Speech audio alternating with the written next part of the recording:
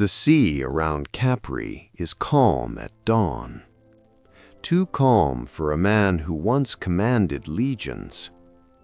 High above the water, an old emperor stands alone, staring into a horizon that refuses to answer him.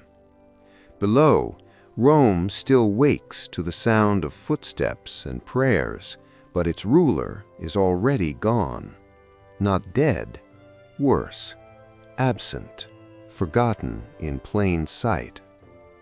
This is not the story Rome likes to tell, because history prefers monsters or heroes. It prefers madness, blood, scandal. It prefers simple endings. But the truth is quieter, heavier, and far more dangerous. Tiberius did not fall in a single moment. He dissolved, slowly, deliberately, like a shadow withdrawing from the fire. He had never wanted the crown. That was the first lie Rome chose to ignore. Born into the old republic, trained for obedience rather than glory, Tiberius learned early that power was a burden carried by men who survived longer than they should. He watched Augustus rule with a smile that never reached his eyes. He watched loyalty turn into performance. He watched the Senate clap while sharpening knives behind marble columns. By the time the empire became his, he already understood the cost. So he ruled differently, quietly, through letters, through silence, through distance.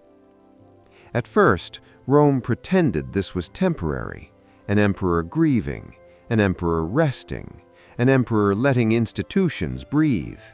But years passed, and the palace doors stayed closed. The Senate began to panic. Power hates a vacuum, and fear fills it faster than truth. In the city, accusations multiplied, not because Tiberius demanded them, but because men learned that survival now depended on suspicion. A careless word, a remembered friendship, a tear shed at the wrong funeral, all of it could be twisted into treason. And from his island, the emperor watched it happen. Every report that arrived carried another name crossed out, another family erased, another reminder that Rome no longer knew how to exist without being watched. He did not intervene fast enough. That may be his greatest crime. When Sejanus rose, charismatic, ruthless, intoxicating, the empire leaned toward him like a dying man toward water. And when Sejanus fell, the damage was already done. Trust had collapsed, mercy had expired, fear had learned how to govern. That was the moment Tiberius truly vanished. Not physically, he still breathed, he still ruled, but something inside him retreated. The belief that Rome could be saved by presence alone died quietly on Capri. He stopped crossing the sacred boundary of the city, not out of arrogance, but conviction. To him, the line mattered, law mattered, tradition mattered, and if the Senate could not rule without an emperor hovering above them, then perhaps they were already lost. Letters replaced footsteps, orders replaced faces. Rome interpreted this as cruelty. But cruelty was never loud in Tiberius. It was distant, passive, cold in the way winter is cold, not malicious, just indifferent to who survives. On the island, the emperor aged faster than the empire. His body weakened, his circle shrank. Friends starved themselves rather than wait for accusation. Bloodlines ended quietly in cells where no one recorded final words. And still, the empire functioned. Grain arrived, armies held borders, laws were enforced. The machine Augustus built kept moving, without the man at the center. That realization terrified everyone. because it meant Rome no longer needed its emperor, and emperors who realize that do not live peacefully for long. If you're still listening right now, still breathing in this silence, stay close. What comes next is not a collapse, it is something far more unsettling.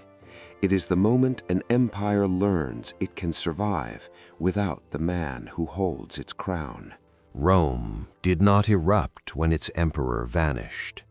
That would have been easier. Instead, the city adapted. At first, it was subtle. Senators spoke more carefully.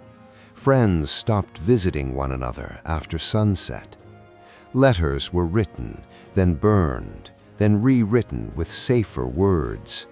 Silence became a skill. Forgetfulness became a shield. Fear, once a reaction, became a language. No decree announced this change. No law demanded it. It happened because Rome remembered its own history too well. Civil wars had taught them that uncertainty kills faster than swords. So men began accusing before they were accused. They offered names the way sailors throw cargo overboard in a storm, hoping the sea would spare them. From Capri, Tiberius received the reports. They came sealed in wax and gilt. Lists of trials, lists of suicides, lists of men who swore loyalty one day and begged for mercy the next. He read them all, slowly, carefully, as if reading long enough might reveal where the rot truly began. But the truth was unbearable. Rome was doing this to itself. The treason laws had existed for generations. Augustus had wielded them gently, like a blade kept mostly sheathed. Under Tiberius, the blade slipped from his hand, and the Senate picked it up eagerly. They did not need orders, they needed permission, and silence gave them that. The island became a symbol. Capri was no longer a retreat, it was an excuse. Every execution could now be blamed on distance, every injustice attributed to delay. If only the emperor were here, they whispered, even as they signed the condemnations themselves. Tiberius knew this, and still he hesitated, because intervention meant something worse. To step back into Rome would mean acknowledging that the institutions Augustus built were fragile, that the Senate, sworn to govern, could not be trusted with authority, that the Republic's shadow was finally dead. And Tiberius had been raised to believe that once a line is crossed, it can never be uncrossed. So he ruled from absence. Letters went out, measured, restrained, often merciful. Some trials were halted, some sentences softened, but mercy, delivered from afar, arrives too late for most. In the city, desperation escalated. Men of noble families starved themselves to death before verdicts could be read. Women were punished for grieving too openly. Entire households vanished from records as if they had never existed. Rome learned to erase its own memory. And the people watched. They did not riot, they did not protest. They whispered names in kitchens and temples, then stopped whispering altogether. Survival required forgetting, and forgetting requires practice. There is a particular cruelty in a system that functions while devouring its own. The borders held, the legions obeyed, the grain supply stabilized. Even an economic crisis sparked by sudden enforcement of old lending laws was quietly corrected when the emperor released emergency funds. No speeches, no ceremony, just results. Rome was efficient now, too efficient, and that terrified the Senate more than chaos ever could. Because an emperor who rules without presence proves something dangerous, that power does not need affection, only compliance. Still, the question lingered in every chamber and corridor. What happens when this emperor dies? Tiberius was old, sickly, rumored to be half mad, half monster. The city fed on stories because stories were safer than truth. And truth was this: no one knew who would inherit an empire already hollowed by fear. On Capri, the emperor sensed the end approaching, not just of his life, but of the restraint that had kept Rome balanced on a knife's edge. He began to prepare. And if you're listening closely now, if this silence feels heavier than before, stay with me, because the next chapter is where the absence hardens into something irreversible, and Rome learns that fear, once taught to speak, never forgets how. The strangest thing in Rome in those years was not the blood. It was the order. Courts opened on time. Taxes were collected. Borders held firm against enemies who sensed weakness but never found it. Governors obeyed instructions delivered by messengers who never saw the emperor's face. The empire breathed steadily, mechanical, disciplined, alive. And its ruler was nowhere to be seen. From Capri, Tiberius governed like a man already dead. Not in negligence, but in detachment. He had learned something most rulers never do, that visibility is intoxicating, but distance is clarifying. He reduced himself to a function, a name at the bottom of a decree, a seal pressed into wax. Rome adjusted, quickly. This was not loyalty, it was conditioning. The Senate learned to anticipate what the emperor would approve before asking. Generals learned restraint, knowing silence from Capri meant hold the line. Even foreign kings learned the rhythm of this distant power. Push too far, and the response would come, measured and devastating. In the East, when rival empires tested Rome's will through client kingdoms and poisoned thrones, the answer was never spectacle. It was patience, proxies, pressure applied where no crowd could see it. Wars were won before banners were raised. Tiberius did not need applause, he needed results, and that made him dangerous. Because Rome had always forgiven extravagance more easily than restraint. Augustus dazzled, Julius Caesar burned bright and died young. But Tiberius offered nothing to love, only stability, only continuity. And stability exposes an ugly truth, that most people do not care how they are ruled, only that the streets remain calm and the grain keeps coming. The emperor understood this too well. Every report confirmed it. The mob that once cheered triumphs now cheered executions they did not understand.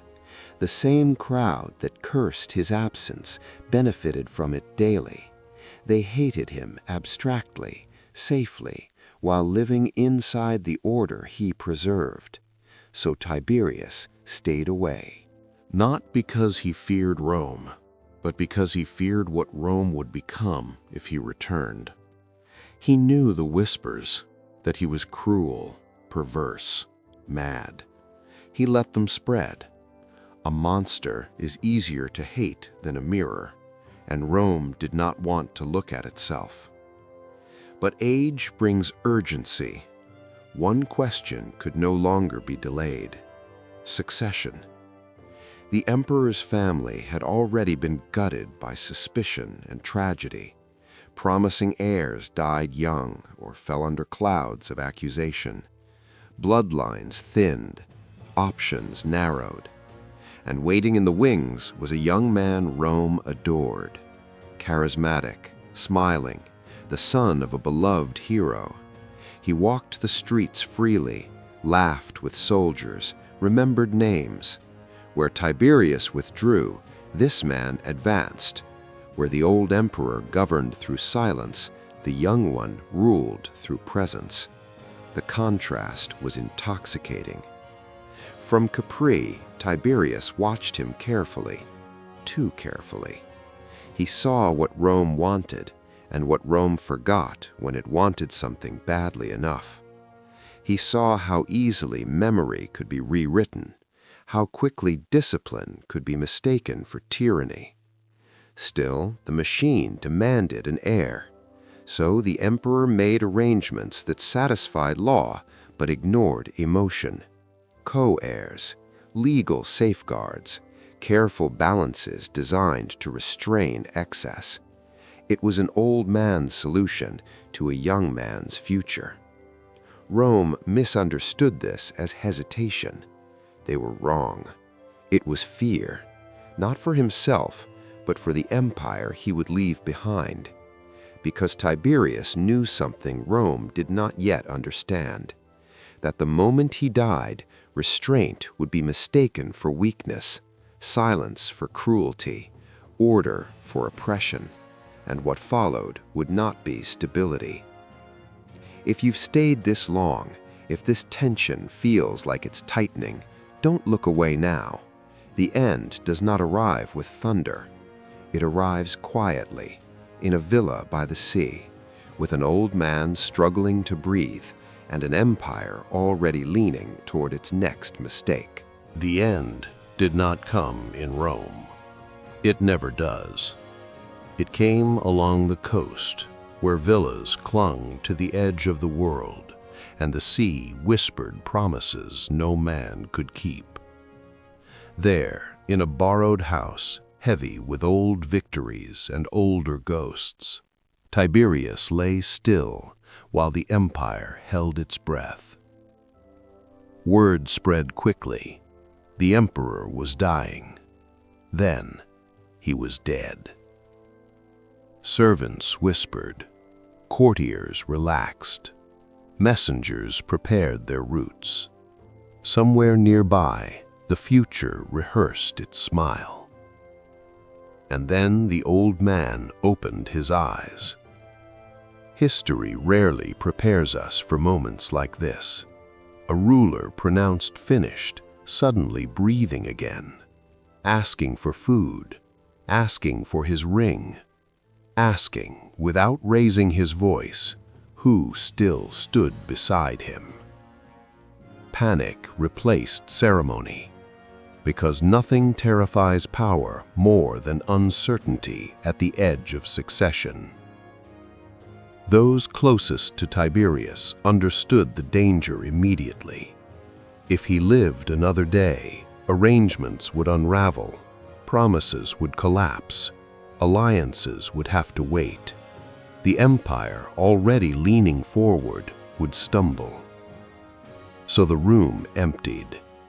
This is how the powerful abandon the inconvenient, quietly, efficiently, without witnesses. What happened next was never agreed upon. Some said he was smothered, others whispered poison. Still others claimed neglect did the work all by itself. Ancient historians argued. Later generations argued harder. But one detail matters more than method. No one rushed to save him. An emperor who ruled the world could not command a single loyal hand in his final hour. When his body finally stilled, the empire exhaled.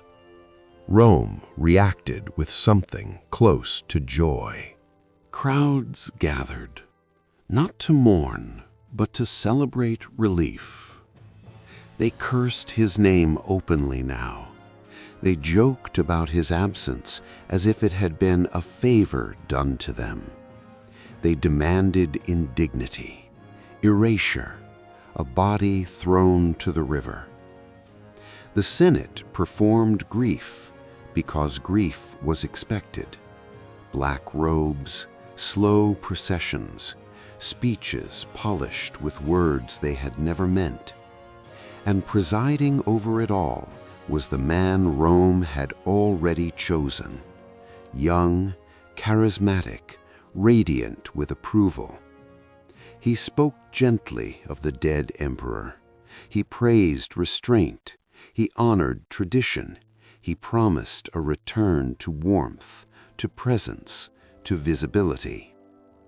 The crowd believed him because they needed to. The will was read. It was inconvenient, balanced, cautious, designed to restrain the very excess Rome now craved. So the Senate did what it had learned to do best. They declared it void. Law bent, memory shifted, the machine adapted.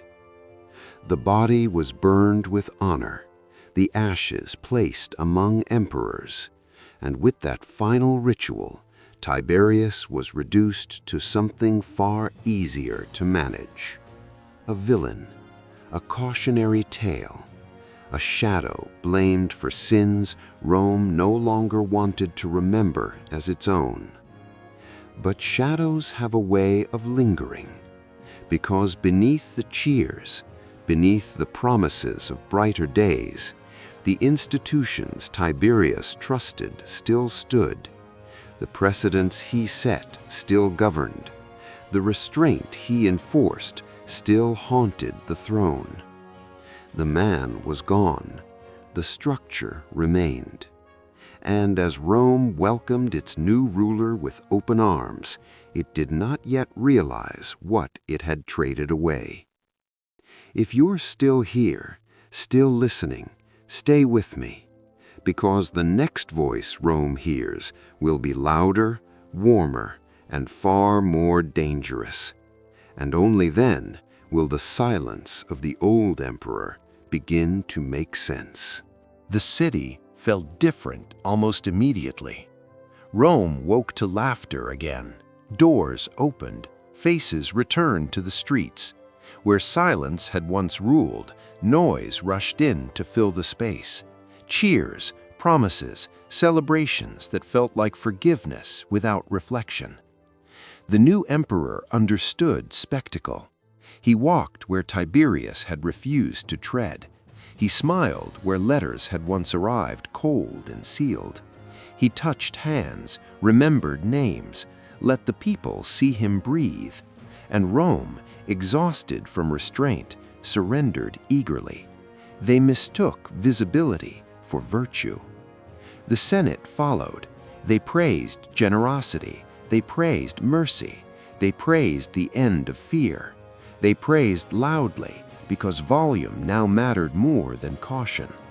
Men who once survived by whispering now survived by clapping first. And at first, the change felt real.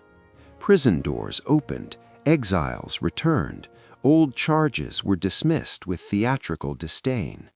Rome celebrated not justice, but release. The relief of no longer needing to watch every word felt like freedom. But freedom without memory is fragile, because what Tiberius had restrained was not cruelty alone, it was impulse. The laws he enforced without warmth existed for a reason. The distance he maintained was not emptiness, it was pressure holding chaos in place. When that pressure vanished, Rome leaned forward, unbalanced, intoxicated with closeness. The new ruler encouraged it. Games grew grander, gifts grew larger. Authority was displayed openly, joyfully, almost recklessly.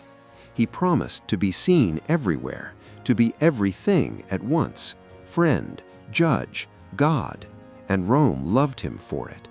They did not notice how quickly restraint evaporated, how decisions once delayed for thought were now delivered for effect, how applause became the measure of truth. The Senate learned a new fear, not of accusation, but of irrelevance. To be ignored by a visible emperor was worse than being suspected by a distant one, and so they competed for attention, for proximity, for favor. The machine still functioned, but now it ran hot. Borders held, but orders changed faster. Loyalty shifted. Generals watched carefully. Where once uncertainty had come from absence, now it came from excess. No one knew which mood would govern tomorrow. And in quiet corners of Rome, the older men remembered. They remembered the years when the empire moved slowly, deliberately, even cruelly, but predictably. They remembered when silence, however suffocating, had limits, when law mattered more than charm. They did not speak of it openly, because nostalgia for restraint sounds like treason in an age of applause. Tiberius's name became shorthand for everything Rome no longer wanted to be. His distance was recast as hatred, his caution as cowardice, his silence as malice. The city needed a villain to justify its relief, and so it buried him again, this time in story. But history does not forget so easily, because beneath the celebrations, the structures he trusted still resisted being bent into entertainment. Old precedents clashed with new impulses. The empire groaned, not yet breaking, but straining. The silence that once frustrated Rome had done something crucial. It had forced them to govern themselves. Now someone else was doing the thinking for them, loudly, publicly, with a smile. And that is always the most dangerous moment for an empire. If you're still with me, still listening beneath the noise, stay, because the final judgment does not belong to Rome. It belongs to time. Time was never interested in Rome's applause. It watched patiently as the cheers softened into confusion, as warmth curdled into unpredictability, as the empire discovered that closeness to power does not make power kind, it only makes it fast. The new emperor burned bright, too bright. Decisions once filtered through law now passed through emotion. Favor replaced precedent. Humor replaced restraint. What had been distant but stable became intimate and volatile. Rome learned that visibility does not equal accountability. And slowly, almost imperceptibly, fear returned. Not the cold fear of silence, but the hot fear of mood. Men no longer wondered what the law required. They wondered what the emperor felt today. Senators did not study statutes, they studied faces. Generals listened for tone instead of instruction. The empire began to sway, not because it lacked direction, but because it had too much of it. Only then did some remember Tiberius, not fondly, not publicly, but accurately.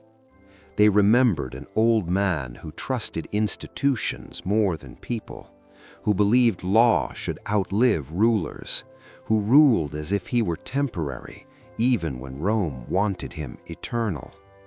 They remembered how boring stability had felt, how suffocating silence had been, and how much worse noise could become.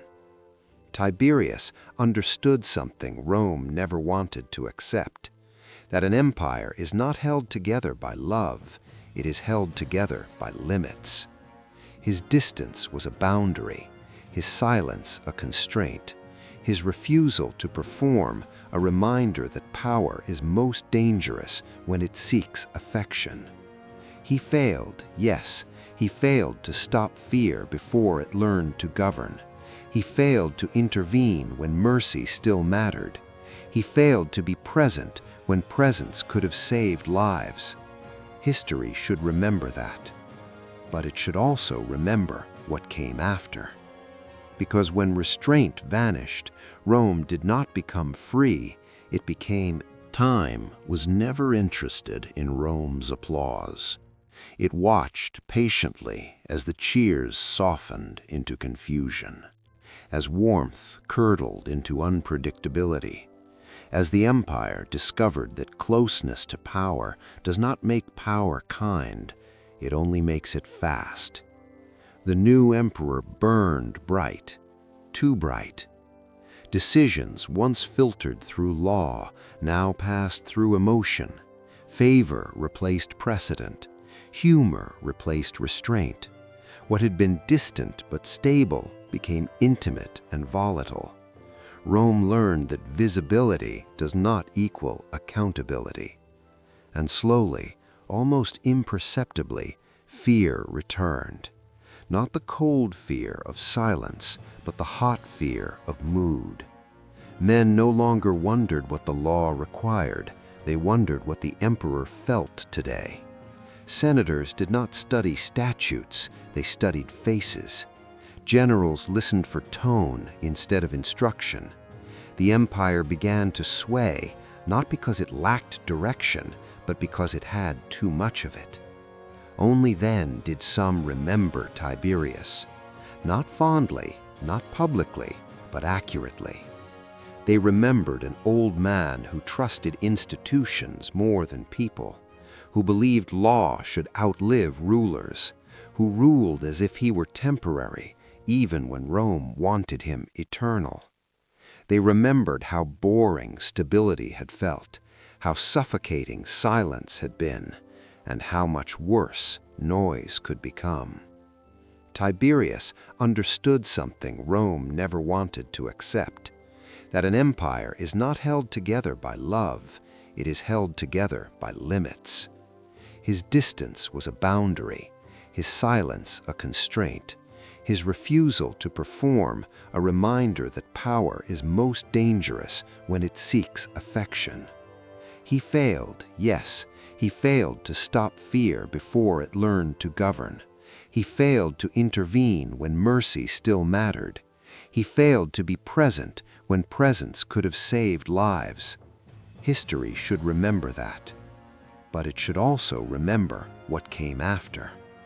Because when restraint vanished, Rome did not become free, it became exposed. The machine Augustus built began to grind unevenly, strained by personalities it was never designed to survive.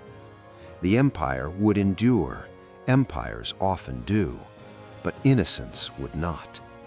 Tiberius left behind no monuments worth loving, no speeches worth quoting, no image worth cheering. What he left was something far less satisfying, a warning. That institutions matter more than rulers, that absence can be safer than intimacy, that fear born from silence is terrible, but fear born from spectacle is uncontrollable. Rome chose warmth over structure, applause over patience, presence over principle.